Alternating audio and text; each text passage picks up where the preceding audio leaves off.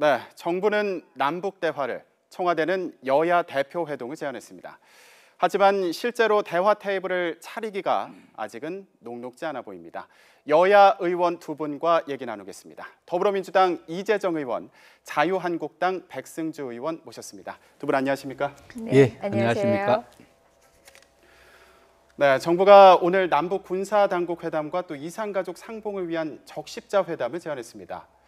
북한이 도발을 멈추고 비핵화 의지를 아직 보여주지 않았는데 제안이 나왔다. 시기적으로 부적절한 거 아니냐 이런 지적도 있는데 의원님 먼저 어떻게 보십니까? 예, 지난 7월 6일 베를린 구상 5대 기조, 그러니까 한반도 비핵화, 한반도 평화 등등 5대 기조를 바탕으로 한 그 실천 방안의 하나로서 제안을 한 것입니다. 네. 무엇보다 지금 이산가족 조금 직전에 인터뷰하셨던 우리 전문 기자님께서도 말씀하셨다시피 이산가족이 13만 명에서 10년 전 13만 명에서 6만 명으로 줄었습니다. 네. 특히 고령화입니다. 어떻게 될지 모르는 상황입니다. 무엇보다 또 남북관계 경색이 하루 이틀 일이 아니라 이 경색의 정도가 지금 위기에 이르렀습니다. 시급합니다.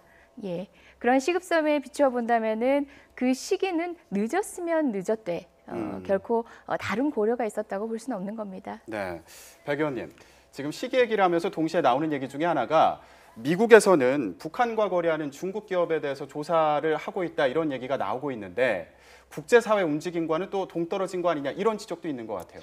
그렇습니다.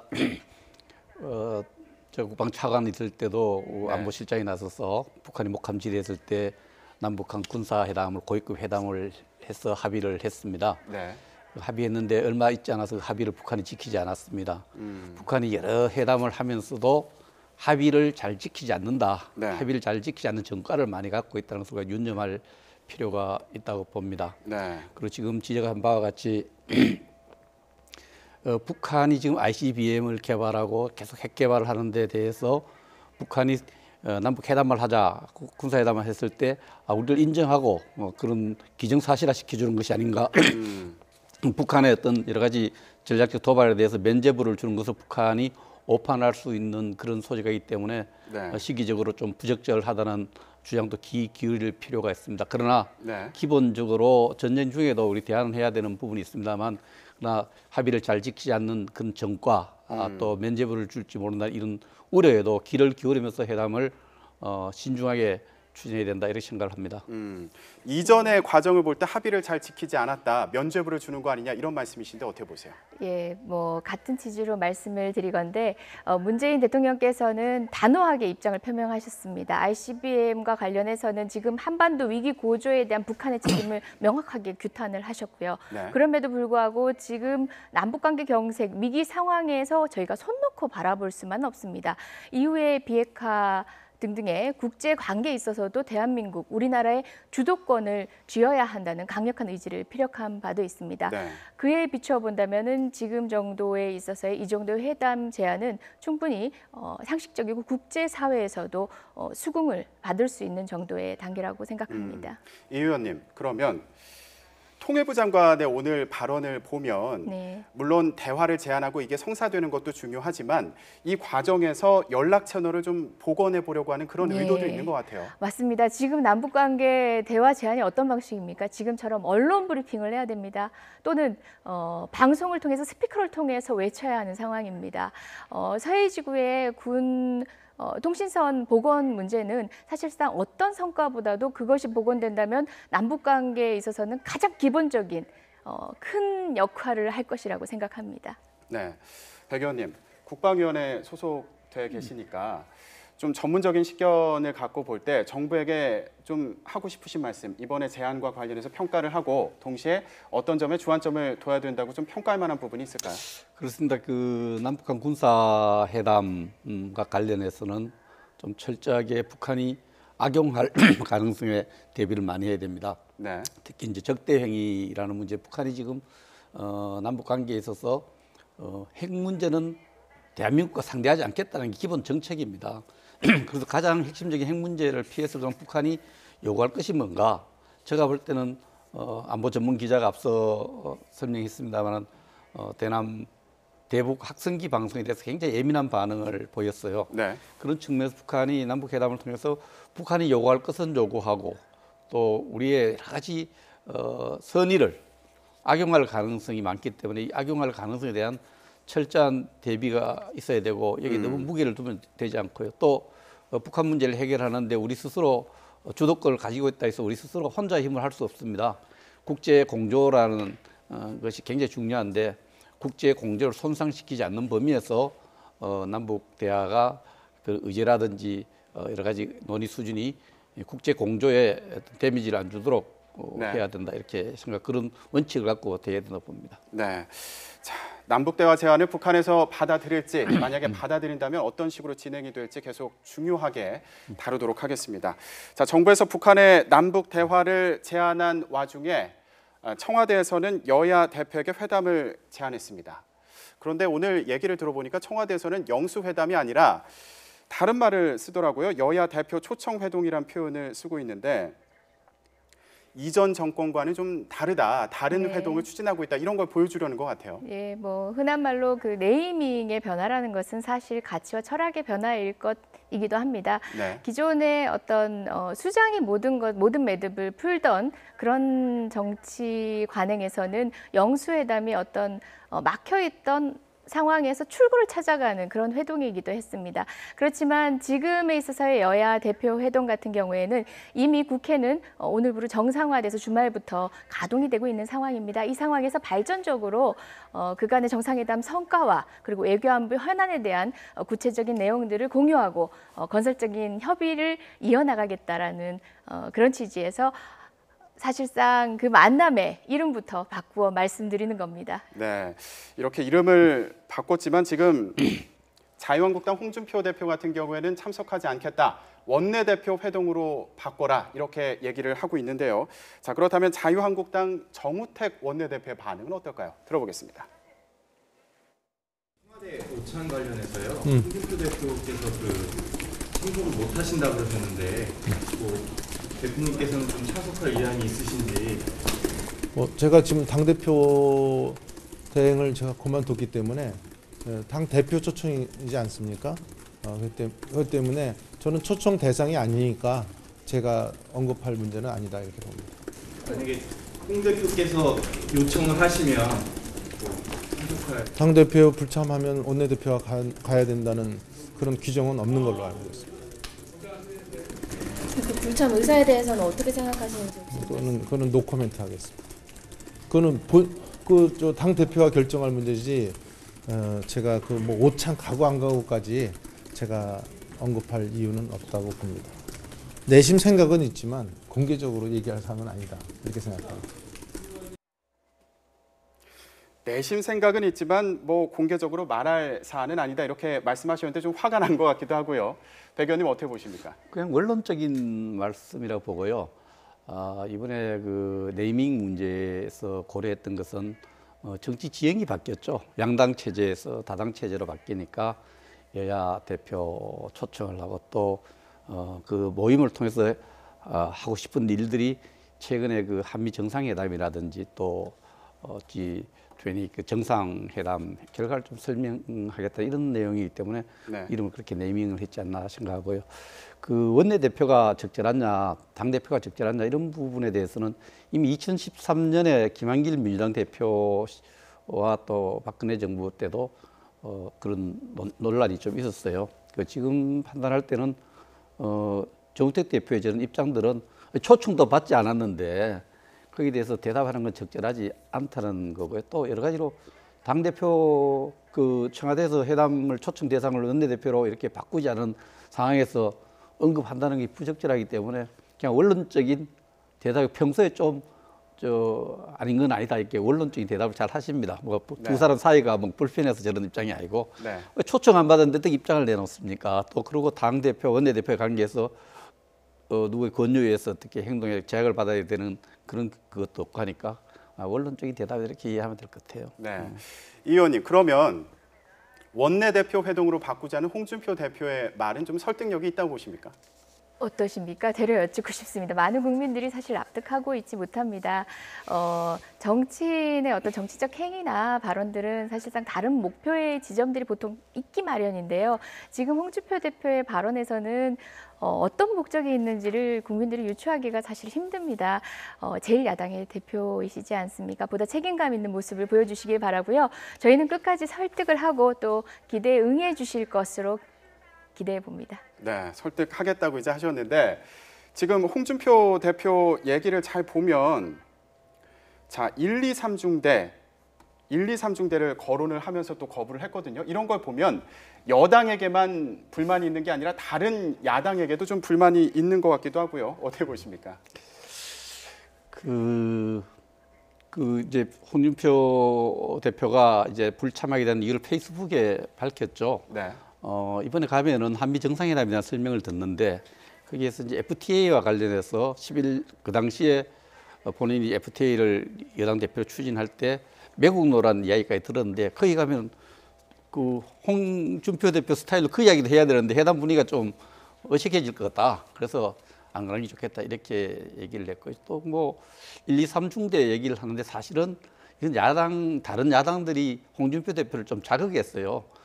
대표가 대통령이 초청해서 해서 갈 수 있고 안 갈 수 있는 것은 그것도 하나의 정치거든요.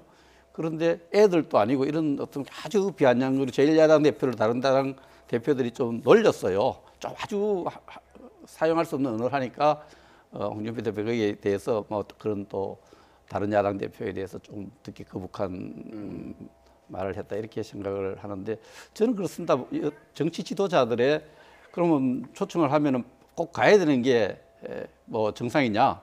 네. 안 가고도 메시지를 전하고 하는 것 하나 정치라 생각합니다. 그래서 꼭 가는 것만이 옳고 안 가는 건 잘못됐다 이런 인식 구조도 잘못됐다 저는 그렇게 생각을 합니다. 네, 오늘 정무수석이 찾아갔는데도 얘기가 잘 안 된 것 같아요. 지금 계속 안 나가겠다는 입장에선 변화가 없는 것 같은데 어떻게 전망하세요? 저희로서는 최선을 다해 볼 일이지만 지금 현 상황에서 여야가 머리를 맞대고 의논하는 모습은 국민이 바라는 모습입니다.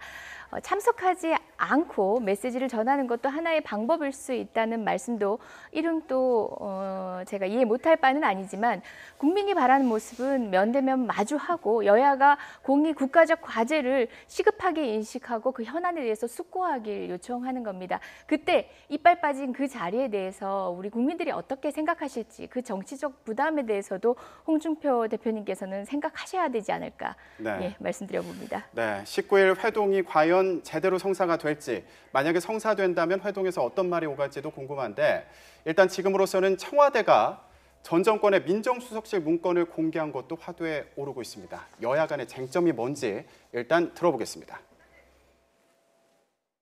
청와대가 충분히 법률적 검토를 마치고 검찰에 이관한 만큼 검찰은 국정농단 사건의 공소 유지를 위해 적극 활용해야 할 것입니다. 발견된 문서의 내용만 보더라도 왜 박근혜 정권이 마지막까지 청와대 민정수석실에 대한 특검의 압수수색을 결사적으로 막아왔는지 그 이유를 여실히 보여주는 것입니다. 그리고 대통령 기록물이 자기네들은 사본은 대통령 기록물이 아니라고 얘기를 하고 또 이미 거기 나와 있는 것이 소위 지정 기록물이 아니라고 지금 얘기를 하지만 그 판단을 지금 현재 청와대에 있는 공직자가 판단하는 것은 아니지 않냐 하는 것이 지금 문제의 제기입니다. 7월 3일 날 이것이 소위 발견이 됐는데 그 과정에 물론 대통령이 외국에도 나가 계시고 그동안에 여러 가지 정치의 소용돌이 있다 하더라도 그것을 뒤늦게 더구나 저희들이 여야 합의에 의해서 국회를 정상한 직후에 그것을 발표했다는 것에 대해서 또 여러 가지 또 의문의 시각에서 보고 있는 것이 또 우리 야당의 시각입니다. 네, 이 의원님, 민주당에서는 일단 우병우 전 민정수석의 재수사를 촉구하는 계기로 삼고 있는 것 같아요. 예, 물론입니다. 발견된 문건의 내용을 보면요, 박근혜 정부가 그 국정농단에 있어서 얼마나 치밀하고 계획적으로 조직적으로 관여해 왔는지를 볼 수 있습니다. 지금 방금 시기와 관련한 문제 제기를 하셨는데요. 네. 시기, 저도 시기 자체는 문제가 있다고 봅니다. 이 문건은 진적에 드러났어야 할 문건입니다. 박영수 특검에서 몇 차례 압수수색 시도를 하지 않았습니까? 네. 막아선 것이 황교안 전 국무총리와 그리고 또 그 청와대였습니다. 그때 발견되었어야 할 문건이 뒤늦게 발견된 것입니다. 시기에 대한 문제는 인식은 같이 하지만 내용은 달리하네요. 이 부분에 있어서는 검찰의 수사를 통해서 철저하게 사실을 규명하자고 하는 것이 자유한국당의 마땅한 도리가 아닐까 생각해 봅니다. 백 의원님, 지금 자유한국당에서는 이 문건을 검찰에 넘긴 과정 그리고 이 문건을 공개한 시점 이 두 가지를 주요하게 보고 있는 것 같아요. 예, 청와대가 법률적 검토를 밝혔다고 누차 밝혔지만 이거 어떤 그 자체가 법률적 적법하다 아니다의 최종적인 판단이 청와대가 하는 것은 아니라고 봅니다.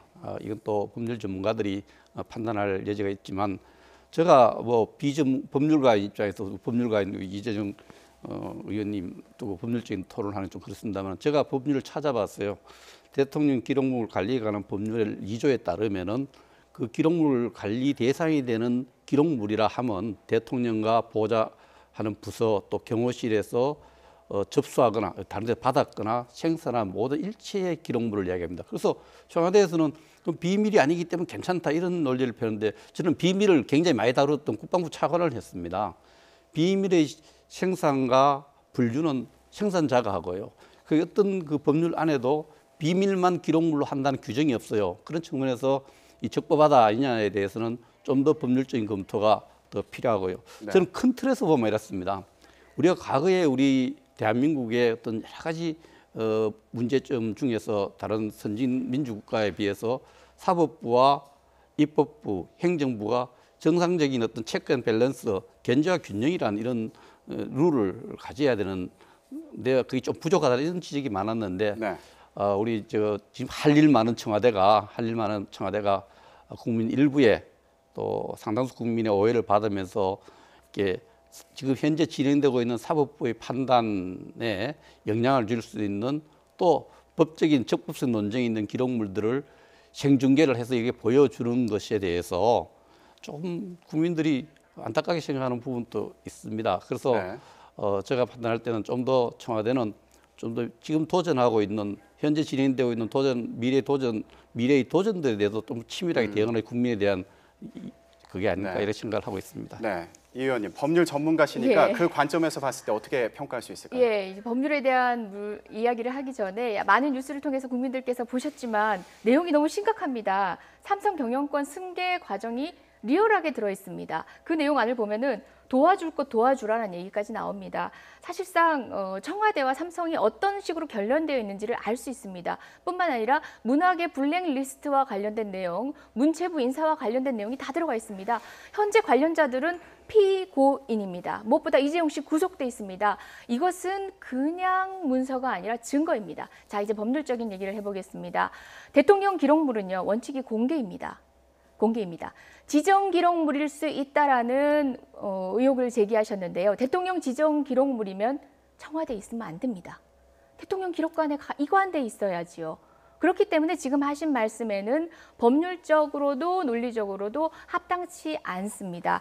그리고 비밀 표지를 달고 있지 않은 채로 그러한 문건들이 흘려져 있습니다. 저희 한번 생각해 봅시다. 박근혜 정부는 문재인 정부에게 그 어떤 인수인계 기록도 남기지 않은 상황이었습니다. 그런 상황에서 공교롭게도 발견된 기록입니다.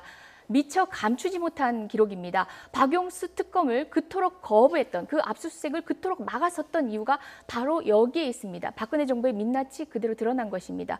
이것은 그냥 문서가 아니라 범죄의 증거입니다. 향후 형사 절차 과정에서 어떤 방식으로 증거 능력이 인정될 것인지의 부분은 검찰의 몫입니다. 그리고 향후 보강 수사가 어디까지 이루어질 것인지 저희도 지켜보고 판단할 몫이지만 이것이 범죄의 증거임은 명백합니다. 그런데 이 부분은 기록물로 이관된 많은 문건 중에는 이런저런 일에 판단할 수 있는 요지가 있을 겁니다. 그러나 법은요 그렇게 확대 이렇게 해석하지 않도록 제가 읽어드리겠습니다. 대통령 기록물 관리에 관한 법률 제2조에 따르면은 대통령 기록물은 대통령이 직무 수행 관련해 대통령 보좌기관, 자문기관 및 경호업무를 수행하는 기관 등에서 생산, 접수하여 보유하고 있는 기록물 일체 물품을 말합니다. 이것이 기록물 아니라고 주장하는 것은 분명히 논쟁이 있고요. 또 여기 더 나가서 비밀이 아니기 때문에 기록물이 아니라는 것도 법적 다툼이 있는 주장입니다. 그런 측면에서 지금 뭐 이재정 의원님이 말씀하신 그 기록물이 어떤 지금 진행되고 있는 형사 사건이 이런 직간접적으로 영향을 줄 수 있는 거기 때문에 그런 영향을 줄 수 있기 때문에 이 기록물을 져야 된다. 저는 그런 주장에 동의하기 않습니다. 지금 백 의원님 말씀은 오히려 영향을 주기 때문에 공개하면 안 된다 이런 취지로 들리는데 의원님 어떻게 들으셨어요? 그 부분은 뭐 제가 굳이 답변할 필요도 없는 내용인 것 같고요. 오해하신 게 있는 것 같은데요. 대통령 기록물은 그냥 대통령 기록물이 있고요. 대통령 지정 기록물이 있습니다. 대통령 지정 기록물은 관료법에 의해서 적절한 기간 내 비공개가 의무화돼 있지만요. 대통령 기록물은 공개가 원칙입니다. 그 말씀을 제가 드렸는데요. 지금 방금 읽으신 내용은 대통령 기록물에 대한 정의 규정이고 지정 기록물이라면 이미 박근혜 정부가 끝난 마당에 대통령 기록관에 있어야 온당하다는 말씀을 드립니다. 그래서 대통령 저도 알고 있습니다. 그 개념을 지금 말씀하신 내용이. 그러나 이 부분들이 지정되어야 될 기록물이라고 저는 생각을 합니다. 대통령 그 판단의 문제인데 대통령 기록물 관리에 관한 법률에 따르는 대통령 기록물이 맞습니다. 맞기 때문에 이것을 하나의 기록물 지정이 되어서 당연히 그렇게 가야 될 부분에 안 가 있었다. 이렇게 논쟁을 할 수 있죠. 그래서 아직 법리적 판단이 필요하다는 부분입니다. 지정이 되지 않았다는 걸 추측하는 게 더 맞고요. 또 하나만 말씀을 드리자면 이제 의원님의 입장이 자유한국당의 입장이라면 이건 굉장히 모순됩니다. 지난 정부 당시에요. 끊임없이 안종범 수첩이라든지 김영한 비망록과 관련해 가지고는 그것이 보고되는 체계 과정에서 있었던 것이 보고 체계 과정에 있었던 것이 아니기 때문에 대통령 기록물이 아니라고 주장해 왔습니다. 네. 그럼에도 불구하고 이번 문건 중에는 일부 문건들은 그냥 자필로 그냥 수기로 이렇게 기술된 듯한 그런 문건도 있습니다. 그런 부분들까지도 대통령 기록물이라고 주장하시는 건지 되묻고 싶습니다. 일관되지 않는 대통령 기록물에 대한 입장이 어떤 상황과 처지가 바뀌었을 때 입장을 달리하시는 것처럼 보여서 유감입니다. 2004년도에요. 당시에 노무현 정부 당시에 그 이전 정부에 분산되어 잘못 관리되고 있는 기록물을 검토한 적이 있습니다. 국제정치학자들하고 굉장히 관리가 잘못되고 있습니다. 우리 정부가. 그래서 이런 문제를 파악해서 그 당시에 노무현 대통령이 이런 법을 만들었어요. 법을 만들었는데 이 부분에 대해서는 저도 굉장히 그런 경험도 있습니다. 이 기록물에 대해서 기록물 관리 대상이냐 아니냐를 판단해야 되고 지정이 잘 되냐 아니냐 판단해야 되고 이런 부분에 대해서 지금은 이 우병우 전 수석이 오늘 나와서 조금 전에 방송 시작해 보니까 그 본 적이 없다 그러지 않습니까? 그래서 그런 부분에서 누가 작성했는지 또 어떤 성격이 있는지 이런 부분에 대해서 충분히 청와대 시간을 갖고 더 검토를 해서 그렇게 생중계하듯이 공개할 것이 아니라 그렇게 해야 현명했다 이렇게 생각을 합니다. 그러면 마지막으로 저희가 시간 관계상 지금 청와대 검토가 충분치 않았다라는 취지의 말씀을 해주셨는데 이거에 대한 입장을 마지막으로 좀 들어보겠습니다. 충분한 검토를 거쳤다라고 말씀드릴 수밖에 없고요. 더 이상의 설명을 제가 다 덧붙일 이유가 없습니다. 한 가지 말씀을 드리자면요. 그래서 국가기록원에 이관을 하고 사본을 검찰에 드렸습니다. 그것이야말로 명백한 굉장히 정치한 법률적 검토를 통해서 가능한 조처였습니다. 무엇보다 지금 기록 관리를 제대로 하지 않고 이관하지 않은 기록이 청와대에 남아있다라고 했을 때 그 기록에 대해서 이관 기록으로 본다, 지정물 기록으로 본다. 그래서 공개하지 않는다는 것이 오히려 공직자로서는 임무 해태입니다. 우리 조은택 대표가 조금 전에 말씀하신 거 들으니까 저는 분명히 이 말씀 윤리사는 아닙니다. 법률가가 아니지만 그 밖으로 유출하면 안 된다고 주장했을 때 원본만 유출하면 안 된다는 해석 자체가 이상하다는 겁니다. 유출하지 말라는 건 사본도 유출하지 않아야 되지. 원본은 두고 옛날에 국정문서도 있지만 원본과 사본은 같은 의미를 가지지 않습니까? 그런 측면에서 원본은 두고 사본을 하면은 법을 위반하는 것이 아니다. 그 부분에 대해서도 법리 논쟁이 좀 필요한 부분이 아닐까. 제가 볼 때 이해가 안 됩니다. 무엇보다 제가 정말 착잡한 내용은요.